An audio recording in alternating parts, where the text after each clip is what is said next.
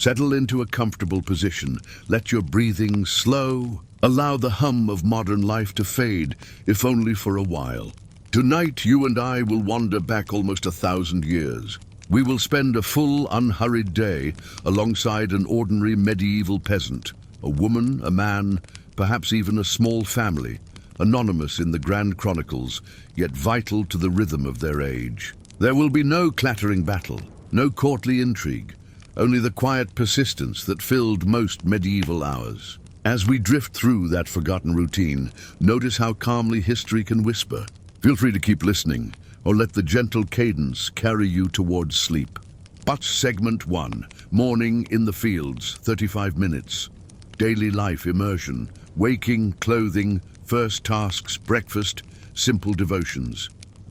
Dawn arrives not with a digital alarm, but with pale light seeping through a small wooden shutter. Imagine yourself lying on a straw-stuffed mattress shared with family. It's rustle, the first sound you hear. The air is cool, scented faintly with smoke that clings from last night's hearth. Outside, a cockerel marks the hour. Inside, bodies shift, mumble, and rise. You reach for yesterday's garments, a coarse linen shirt, soft from countless washings in the stream. Woolen hose, patched at the knee. A simple leather belt that circles your waist, more functional than fashionable. Everything is rough-spun, earth-toned, and reassuringly familiar. No wardrobe choices, only the rhythm of their lives. The first task is to coax embers back to life. You kneel beside the stone hearth, blowing gently until orange sparks bloom into a steady flame. There is comfort in that small flare of warmth. It hisses against an iron pot already filled with yesterday's water. While the pot warms, you step outside. The village is a scatter of thatched roofs, still wrapped in half-light. Dew beads on early wheat. A lone magpie hops along a fence, indifferent to your presence. Somewhere a distant church bell tolls a soft prime, reminding every soul of the order that binds heaven to earth. You angle toward the byre to check the animals. 2 sleepy goats bleat in recognition. Their breath forms pale wisps that drift and vanish. A scrawny cow flicks its tail, turning slow brown eyes toward you. You unbar the gate, whispering gentle sounds, then lead them to a patch of common pasture. Here time is as circular as the seasons. Back inside, the pot now simmers. Breakfast is pottage, water, barley grains, a shred of leeks, a glug of thin ale. You stir with a wooden spoon smoothed by years of grasping hands. The aroma is plain, but it fills the cottage with quiet promise. Each mouthful offers simple fuel for labor to come. Before eating, you cross yourself. A brief prayer murmurs on your lips. May this day be guided. May our toil bear fruit. Faith is woven into every moment, not loudly, but like a steady heartbeat under daily tasks. With the meal finished, you sling a wicker basket over your shoulder. It creaks faintly, another familiar note in the dawn chorus. Your spouse gathers a smaller basket for early herbs. A child tags along, wiping sleep from curious eyes. The 3 of you walk the rutted track toward open fields. Mist clings low, silvering spiderwebs stretched between stalks. Each step presses damp earth, leaving soft impressions that fill with water. In the distance, other figures emerge, silhouettes bent beneath bundles or tools. A quiet procession, all moving to the same timeless rhythm. Reaching your strip of land, you pause to study it. Long, narrow, and modest, but it is yours to tend. Last autumn you scattered rye across the soil. Now green blades sway, promising next winter's bread. You begin by clearing weeds. Fingers sink into the loam, cool and gritty. The soil releases a scent, rich, damp, undeniably alive. Every tug of unwanted root is a small negotiation with nature. A thrush sings nearby, oblivious witness to your labor. From time to time, your mind drifts. Will the harvest be fair? Will the Lord's steward demand extra tithes? Such questions flicker and fade, like clouds brushing the sun. The work continues, the rhythm persists. When the sun climbs higher, warmth spreads across your shoulders. Sweat beads at your brow, absorbed by the linen. You pause, straighten, and breathe deeply. Skylarks wheel overhead, their high notes threading the silent blue. A neighbor calls a soft greeting. No rush, no loud laughter, merely shared acknowledgement. Community for the medieval peasant is both shield and shackle. Land is parceled, hope is pooled, hardship is communal. Mid-morning brings a brief rest. You pull a crust of yesterday's bread from your pouch, dip it in ale that has grown warm but still quenches. The simple act of chewing, swallowing, and sighing connects you to generations before and after. Yet even moments of stillness hold subtle motion. The swish of wind through rye, the distant creak of a cart, the faint crack of a twig beneath a passing hare, all reminding you that the world moves gently beyond any single will. Soon you rise again. A wooden hoe chips away at hardened clods. Each stroke is steady, deliberate, releasing small puffs of dust. The rhythm of their lives. Tap, lift, a lullaby of labor. Toward midday, clouds briefly hide the sun, cooling your skin. You murmur a thankful note to the saints, an instinctive gratitude for such minor mercies. Finally, the church bell rings again. Its measured toll signals the hour of sext, and also your pause for the noon meal. You gather your tools, wipe your hands on your tunic, and turn back toward the village. Behind you, the field waits, half-groomed, half-wild, a living ledger of your morning's endeavors. Walking home, you pass hedgerows dotted with dog roses. Their pink petals droop slightly under heat, releasing faint perfume. A bee hums low among them, then veers off towards somewhere unknown. Time stretches, slow and generous. Back inside the cottage, shade and hearth glow mingle. A thicker pottage bubbles, now enriched with beans and a precious scrap of bacon fat. Your child sets out wooden bowls, each rounded by years of service. Together you eat in companionable quiet. Outside, summer insects drone. Inside, wooden spoons scrape softly. The meal ends with a moment of collective silence, not awkward, just restful. As you lean back, eyes half closing, the midday lull settles like a blanket. Yet even rest is purposeful, for the afternoon brings new duties, repairing thatch, spinning wool, mending fences, tasks that thread the fabric of survival. But those labors belong to the next hour and to the next segment of our journey. For now, simply breathe and let the steady pulse of medieval morning linger in your thoughts, a gentle echo of hands in soil, of quiet benedictions, of the rhythm of their lives. Segment 2, a quiet biography, Cecilia of Brigstock. Biography, event. 1. Peasant woman's life, as preserved in the manor rolls. Allow your mind to follow the gentle arc of the sun, now drifting past its zenith and bathing the fields in muted gold. As the morning chores recede, we narrow our focus, from village life in general to the soft footfalls of one specific soul. Imagine, if you will, Cecilia of Brigstock, a real woman who lived in Northamptonshire in the early 1300s. Her story survives only in brittle scraps of parchment. The manor court, rolls that quietly recorded fines, land transfers, and small disputes. Tiny entries, yet each line breathes enough detail for us to glimpse a life otherwise lost to time. Oh, a name in the margins. The first record, Cecilia, daughter of Henry, pays 12 pence for a cow found grazing in the Lord's meadow. Already we sense her world. Rules etched in parchment, coin exchanged for forgiveness, a constant dance between need and authority. 12 pence is no small sum.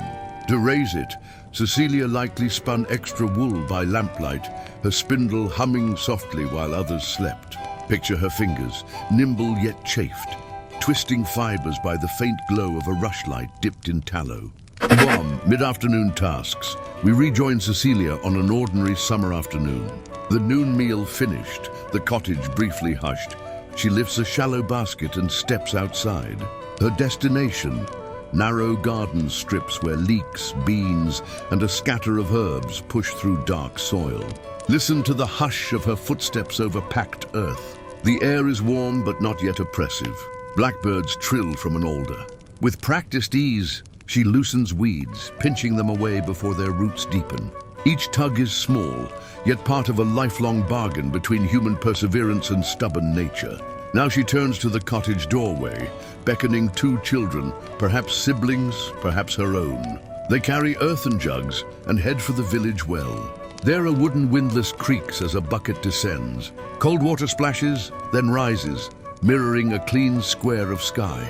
While the children wait their turn, gossip drifts like dandelion seeds. One woman speaks of a neighbor fined for brewing weak ale.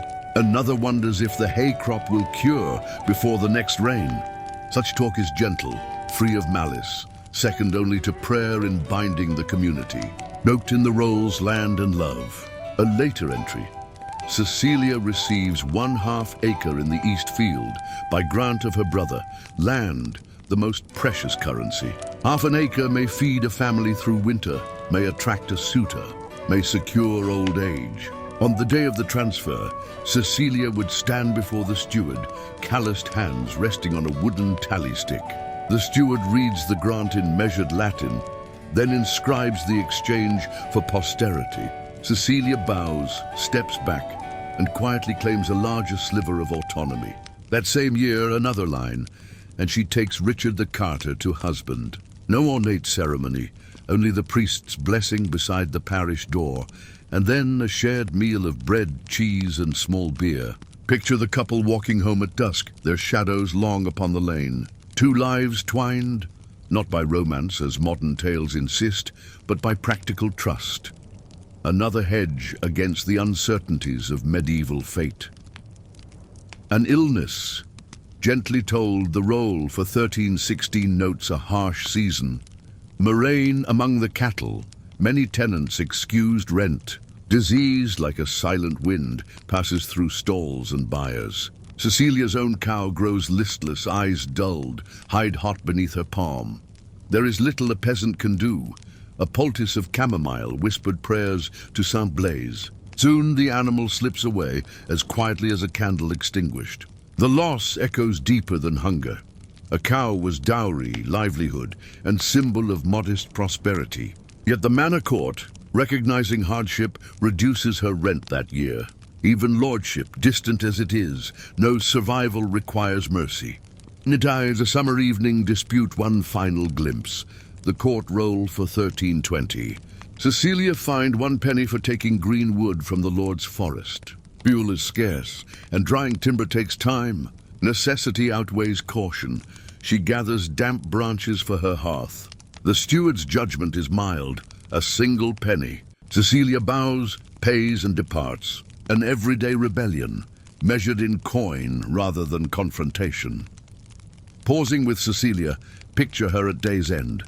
Sitting upon an upturned keg near the cottage door, spindle idle now, fingers brushed with chaff. Swallows circle above, stitching the sky with swift arcs. Somewhere a lute drones a simple tune.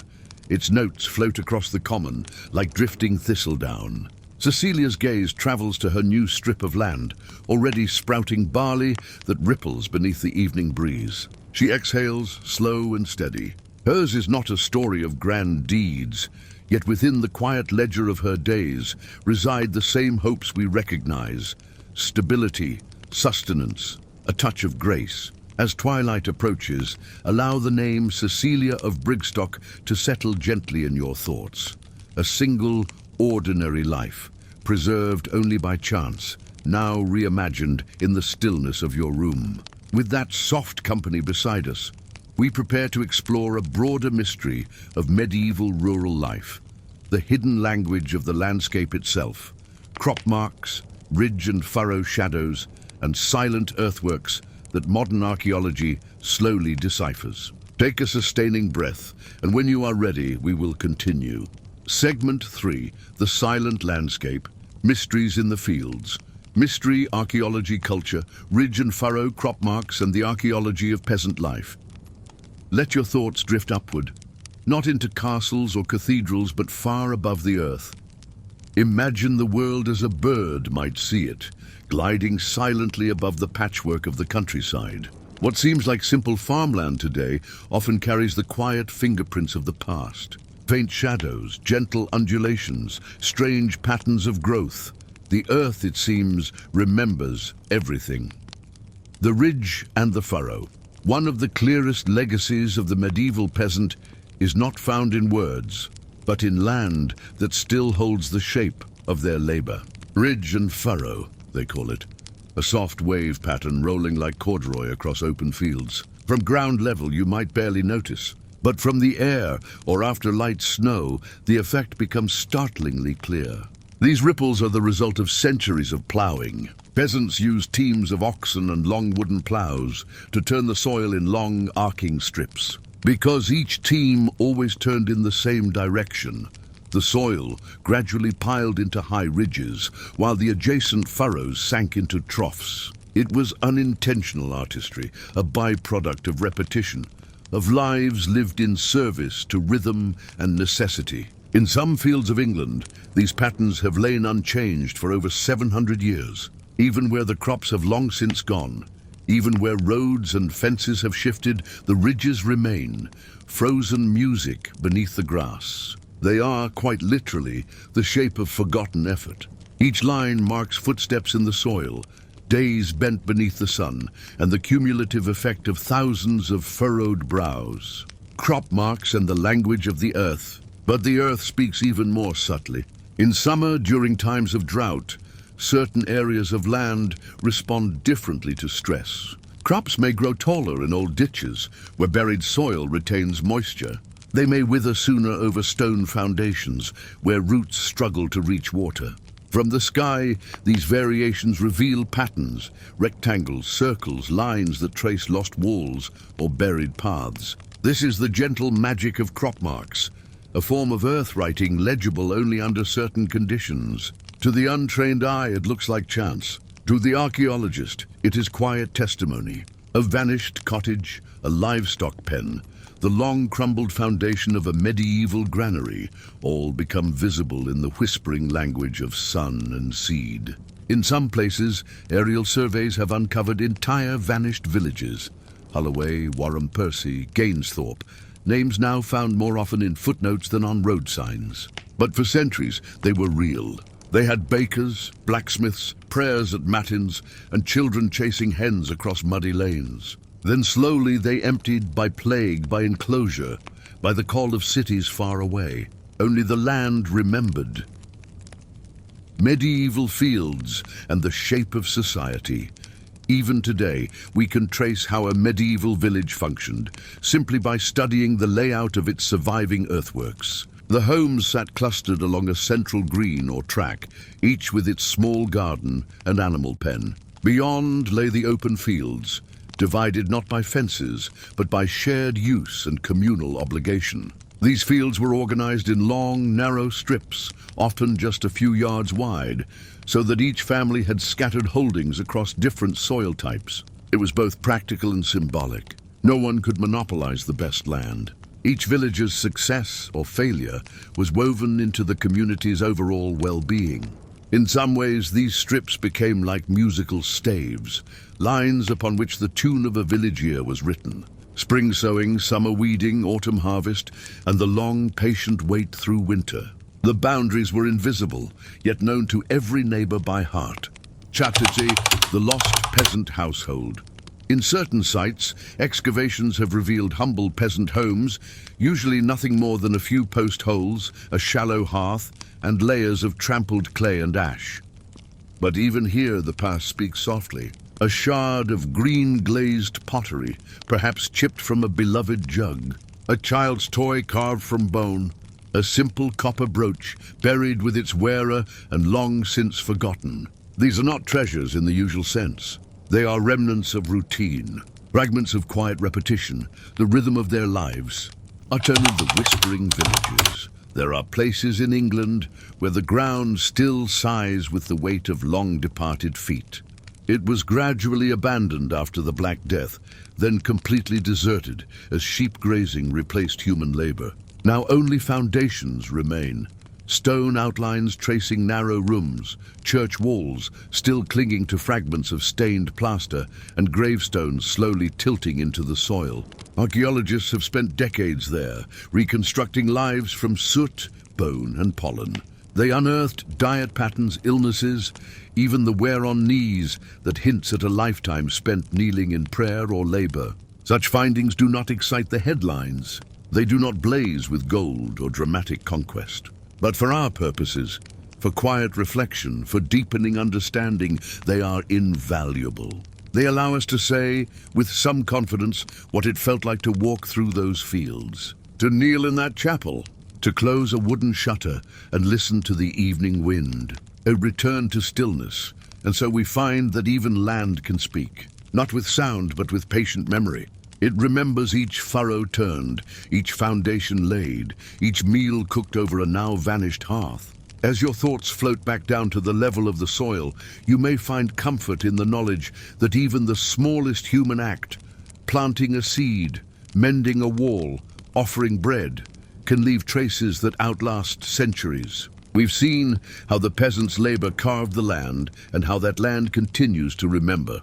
Now, as the light fades toward twilight, we turn to a final contrast, how the peasants' quiet lives stood in stark difference to those of the nobility who ruled them. Their castles, their coats of arms, their privileges and burdens all cast long shadows on the people who worked the soil. Let us walk now, not as equals, but as quiet observers in a Lord's world. Segment 4, The Quiet Divide. Lord's manners and the peasant's place. Social elite contrasting daily life. Feudal hierarchy. The manor system, the role of nobility versus peasant. Let the scene change, slowly and respectfully. You've spent the day alongside the peasant, feeling the rhythm of their work, the texture of their tools, the steady pulse of routine under ancient skies. Now let us gently climb the hill, toward the manor, the hall, the seat of local power. We approach not to marvel or scorn, but to quietly observe the other half of the medieval world, one as real and ritual-bound as the one we just explored. The manor as microcosm, every village in medieval Europe lay under the shadow, sometimes literal, of a manor house. This was not always a grand castle, but it was always the dwelling of the lord or his steward, the figure who held power over land, labor, and law. The manor functioned like a small, self-contained world. It was not only the lord's home, but also the administrative and economic heart of the village. Here were kept the rolls, the tithes, the tools of justice. Imagine standing before such a hall. Its timber frame rises sharply, whitewashed walls catching the sunlight, a thatched or stone roof sloping steeply above. Nearby are granaries, barns, and stables, each larger and better built than any peasant's hut. Geese wander noisily across the courtyard. A servant splits firewood with practiced rhythm. Somewhere a reeve barks instructions, while the lord's hunting dogs doze in the shade.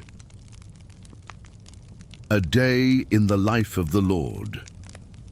Inside the manor, the pace of life is different, not necessarily easier, but shaped by control rather than constraint. The lord may rise later than his peasants, though not idly. He's surrounded by responsibilities of another kind. Letters from neighboring manors, visits from minor clergy, arrangements for marriages, disputes, and rents. His food is better, thicker bread, sweetened wine, perhaps a roasted capon, or a bowl of imported figs. But even here, comfort is relative. There is no plumbing, no insulation, and the manor hall is often cold, smoky, and draught-ridden. Still, the material difference is clear. Furs-lined benches. Chandeliers hang above the central hearth. Tapestries dampen the echo of voices on stone. While the peasant bends beneath a hoe, the lord might be consulting with a steward about how many hens were received in payment that week. The rhythm of their lives is different, but both are bound to the same soil. The feudal exchange. Feudalism is not a simple ladder, but a web of obligations. In theory, the lord protects and governs. In return, the peasant offers labor or rent. Most peasants do not own the land they till. Instead, they hold it in villanage or in tenancy, granted by the lord in exchange for dues, a portion of the harvest, a day's work each week on the domain, the lord's personal land, and fines for infractions both large and trivial. Even marriages, inheritances, and travel often required the lord's approval, or at least a fee. The manor court, held several times a year, would settle these matters, with the lord or his steward presiding from a wooden chair and the villagers standing before him, hats in hand. It was a system of hierarchy, but also of familiarity. Many lords knew their tenants by name. Some were stern, others generous, and some, as records show, were barely present at all, preferring the comforts of distant cities, leaving the reeve or bailiff to manage affairs in their name. Castles and symbols of power beyond the manor, some lords resided in castles, structures not just of stone, but of message. A castle declared presence. Its towers loomed over surrounding lands, reminding all who passed who held command. Inside, they were both homes and fortresses. The great hall served as courtroom, banquet room, and stage for spectacle. Pages hurried between errands, minstrels rehearsed soft melodies. Hunting horns echoed in the courtyard below. But even here the day passed in order. Feasts alternated with fasts. Lordship came with duties, maintaining peace, enforcing law, and offering protection in times of danger. Most peasants rarely entered a castle. They might glimpse its silhouette at sunset or deliver a chicken through the porter's gate. But it loomed large in their thoughts, a symbol of authority, of distance, of a world both above and apart from theirs. Two separate worlds, shared winters. Despite all differences, both peasant and lord felt the same seasons. When snow fell, it blanketed manor and hovel alike. When famine came, even noble tables grew leaner. And when plague arrived, no wall or title could guarantee safety. In times of crisis, the illusion of separation faded. The rhythm of their lives, though so differently tuned, was still part of the same great song. Audrey, a twilight contrast, picture a summer evening. The manor glows with candlelight and laughter, music spilling faintly across the courtyard. Inside, nobles sip wine from imported cups, laughing softly at courtly tales. Meanwhile, in the village below, a peasant woman sets a clay lamp upon a worn table. She stretches aching legs, offers her child a crust of bread, and listens to the wind rustling the thatch. Both gaze at the same moon. Both hope for peace tomorrow, and both, in their own way, move within the same quiet history. As we prepare to end our journey, let us gently return to the present, to the warmth of modern comfort and the rare gift of knowing how ordinary lives once unfolded. We'll close this quiet story of peasant life with a few final reflections, designed not to awaken, but to bring you gently home. Conclusion, a gentle return, closing reflections. Then and now, enduring human rhythms and the quiet value of ordinary lives. And now the village rests. The tools are stacked in quiet corners, the hearths burn low, and the lanes lie empty beneath the moonlight. Even the manor, once bustling with voices and footsteps, has fallen still. All around, the landscape breathes gently in the dark. Fields curling into shadow, wood smoke rising in soft ribbons, owls stirring in the distant trees. You've spent 2 hours wandering a world that moved far more slowly than ours. A world lit by flame, governed by season, and structured by silent agreements between land and labor. The medieval peasant did not leave memoirs. No portraits hang in galleries. Their names appear only in court rolls, tax lists, and burial records. And yet, what they built, what they tended, and how they endured shaped the very soil that many still walk today. In their world, time was not a series of urgent alerts or flashing screens. It was the rising of the sun, the tolling of the bell, the slow shift from one season into another. Each day held repetition, yes, but also rhythm, intention, and continuity. There is a certain comfort in that, isn't there? To know that before all our modern haste, people once lived at the pace of the plough, that their days were filled not with noise, but with the steady hush of wind in grain, of tools in earth, of lullabies sung over dim coals. What they endured together. What they believed with quiet devotion. And what they longed for, peace, stability, enough to eat and someone to share it with, remains as familiar to us now as it was then. So tonight, as you rest, perhaps you carry with you the scent of damp fields, the warmth of barley stew, the call of the church bell drifting across the valley. You've walked the same paths they walked, felt the same tiredness in the limbs, the same soft comfort in routine. And now, as your thoughts settle like ash, you are free to let go. Let the rhythm of their lives blend softly into the rhythm of your breath. Let the past grow quiet, not forgotten but at peace. Because history, at its gentlest, is not something to study, but something to fall into.